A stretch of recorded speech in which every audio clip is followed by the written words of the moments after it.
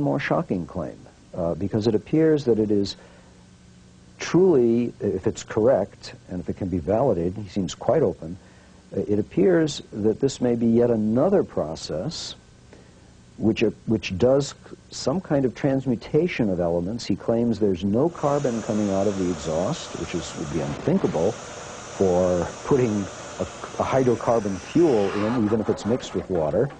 You have to get carbon out, and he's claiming that there are no CO or CO2 emissions from this, and there appear to be none visually.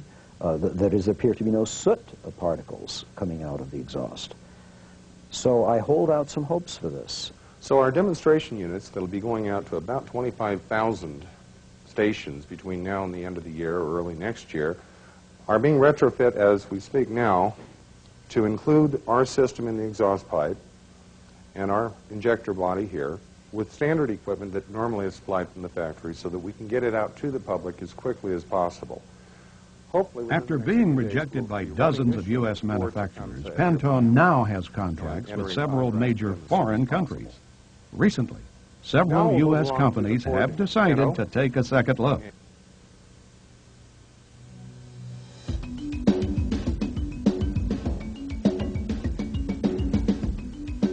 And the fusion between these components. In 1989, two physicists from the University of Utah, Dr. Stanley Pons and Dr. Martin Fleischmann, created a media frenzy with their announcement of cold fusion in a bottle.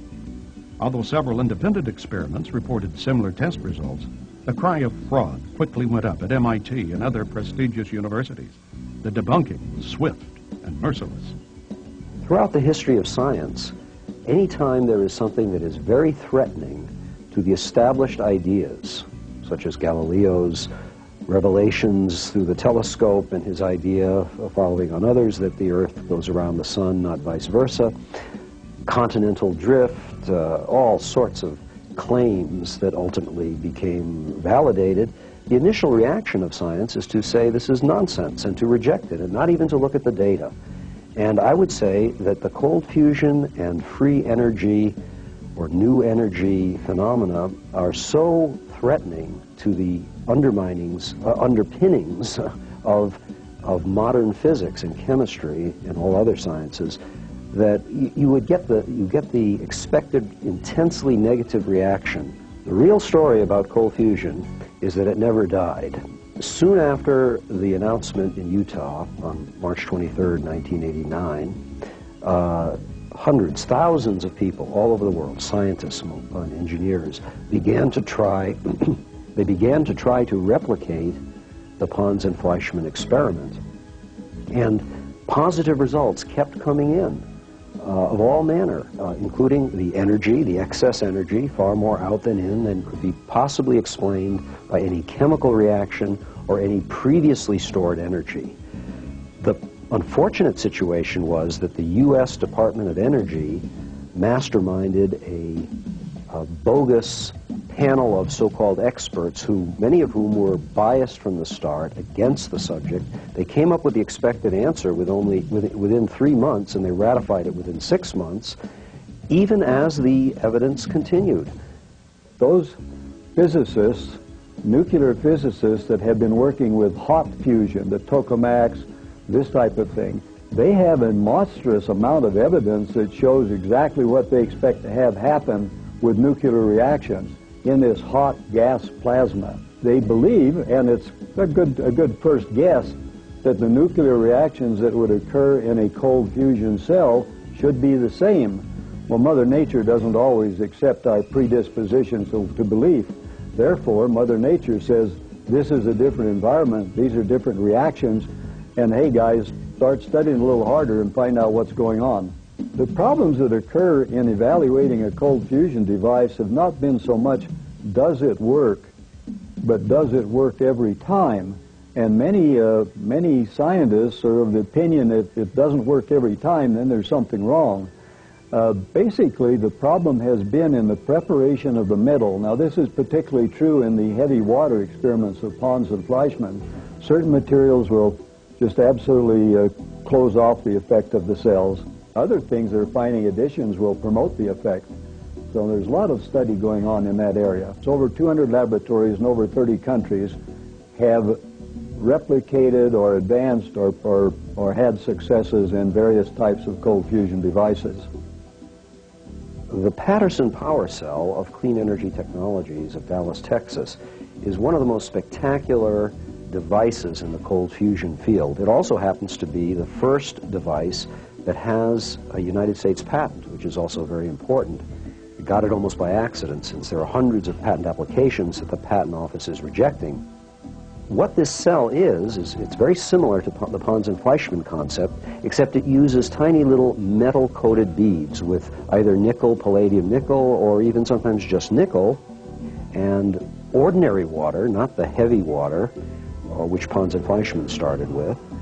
And it does produce, with a flowing stream of this liquid, or electrolyte, with just a little bit of lithium sulfate salt mixed in it, it produces spectacular energy. In fact, in one experiment, they turned the power off completely, and the cell continued to produce 20 watts of power, unmistakable, for at least 14 hours, and my understanding is that could go on for a number of days longer. The typical power ratios of this kind of a cell, it's very robust, totally repeatable, is anywhere from 10 to 1,000 to 1, okay, when you have even a tiny bit of input power. They've had to go over 1,000 watts with only a watt or so input electricity. Clearly, these cells can be made to self-sustain, that is, continue by themselves. Dennis Cravens is an independent scientist who has done first-hand research studying the effects of the Patterson Power Cell. The important thing is, notice over here, total excess energy is usually in the megajoules range. If you run through a chemical calculation of how much metal you have in there, about 20 milligrams, turn the crank, how many moles is that? How much?